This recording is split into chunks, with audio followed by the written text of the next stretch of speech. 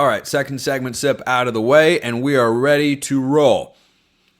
I got really excited, kind of randomly, but my brain never stops thinking about these things, when I pondered the Oregon wide receiver room.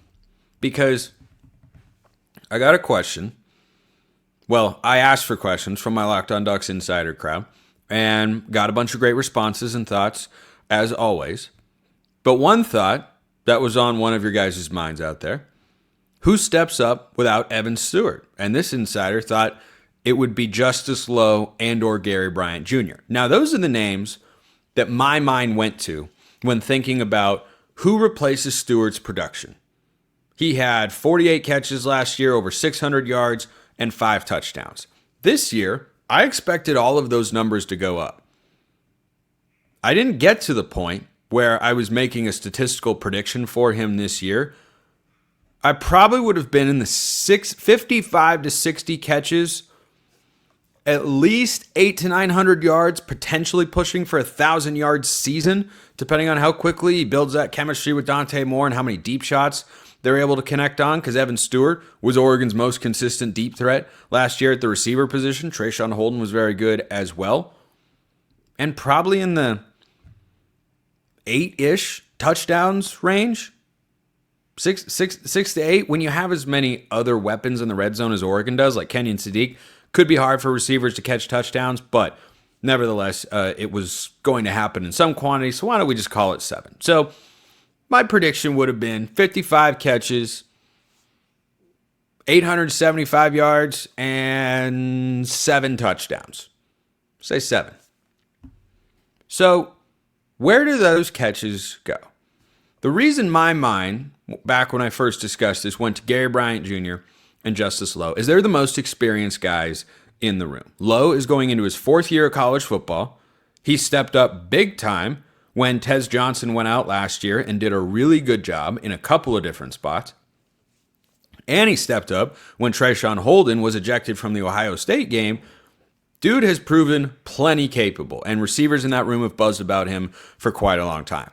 Gary Bryant Jr. is going into his 6th year of college football and is also someone who we can easily forget makes a lot of explosive plays and also has a lot of positional versatility, not just with where you can line him up, but the types of routes that he can run. You can get him the ball behind the line of scrimmage. He can push the ball down the field a little bit. He hasn't been a consistent deep threat, I guess. He's been more of an intermediate guy and gadget player, but I think he's got plenty of ability there. And he was a borderline 5-star recruit coming out of high school. So those are the guys where my mind jumped to. I could see other options. I could see Kyler Casper, who I talked about on yesterday's show, having a bigger role. I could see Jurion Dickey getting a bigger role as a result. But then I got excited.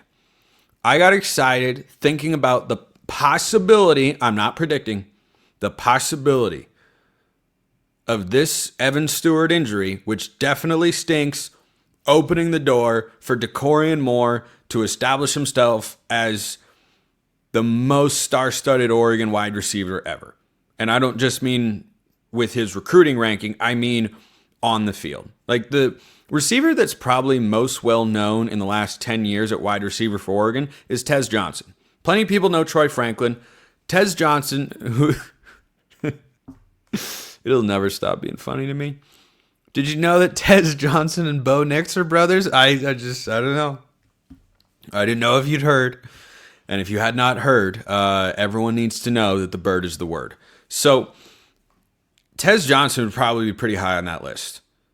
Dakorien Moore can be better than Tez Johnson, who, had he not been injured, would have put up back-to-back 1,000-yard receiving seasons. Dakorien Moore can be better. He's a little bit bigger, and I think can stretch the field vertically more than Tez did, which he certainly did. I think Dakorien can be more consistent with it because he has a little bit more size to him. I think he can have a little bit more physicality in his game, and he's somebody who just has outstanding ball skills, even though he's not the tallest guy in the world at about 5'11". I got really excited thinking about this possibility because how exhilarating would it be as an Oregon fan to tune in to Oregon games over the next 2 years, and it's Dante Moore to Dakorien Moore over and over again for back-to-back 1,000-yard seasons. That's never happened before. We haven't had a connection like that because Dakorien Moore is already a big name. If he goes out and has a huge freshman season, can you imagine the national hype train and what my personal hype train will be if he goes out and sets the Oregon freshman receiving record? I'm not placing that expectation on him, but man, the possibility is sure there. More to more. I think we could see a lot of that. So I got excited about that. Thought I would share. And this also came from a Locked On Ducks insider. This could double as a hot take. But what's your feelings on Luke Moga developing into a Taysom Hill role? A lot of Luke Moga buzz recently. And you know what? I'm here for that too. Moga's athleticism doesn't have to just be utilized as a starting quarterback. I have said several times this offseason, wildcat role in the red zone, sign me up. It is advantageous, particularly in the red zone where numbers are tough, to be able to run your quarterback. You're not going to have design runs for Dante Moore. Last year, Dylan Gabriel ran some speed options, a couple of quarterback sweeps. You're not doing that. But you could do that with Luke Moga. First and goal at the 6-yard line. Put him back there. Give defenses something else to think about. And even when you know the run's coming, it doesn't mean it's easy to stop. Because when your quarterback's fast, guys have to be sound with their assignments, and you can run all sorts of motions and counters and get them confused. And then if it's Luke Moga one-on-one against somebody run into the perimeter, I like his chances there. Dude is a freakishly good athlete. So the Taysom Hill role, though, I don't think it would go that far. Because Taysom Hill for the Saints, he's a wildcat quarterback. He lines up at fullback. He lines up at tight end. He does stuff on special teams. Moga's not doing that because Oregon could actually want him to play quarterback one day. And that's just not how you'd utilize a quarterback when you have other options to fill those spots. The Saints have done a great job using Taysom Hill in the role that he has, but there's no need for Oregon to take Luke Moga and turn him into somewhat of a tight end and get creative in that sense, because they have plenty of tight ends. They have one of the best in all of college football. They've got some depth in that room. It's not incredibly proven, but it's a solid group of guys. I think you would only turn Luke Moga into, a tight end / fullback. Like, Zach Grace last year was a surprisingly important player in the offense. Why? He was the fullback. When Oregon went jumbo, Zach Grace was there leading the way, despite what Todd Blackledge mistakenly identified him as Tatum Tuioti in the Big Ten championship game. It was Zach Grace. You don't need to put Moga in there. I think that would be unnecessary without adding any value, whereas there is value he provides that nobody else can as a running quarterback. So I don't think a full-on Taysom Hill role, but I hope there's at least a package. Let me tell you something.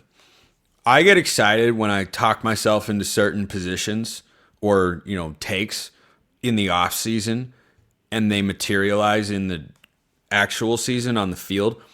If the first time Oregon gets in the red zone, Luke Moga comes in with like Jay Harris next to him and they just run quarterback power with Jay Harris or Jaden Lamar, who's a great blocker at running back, leading the way, I will be as happy in that moment as I might be when Oregon wins its first national championship. Those might be on similar footing. Not actually, but you get what I'm going for here. I would be over the moon. So,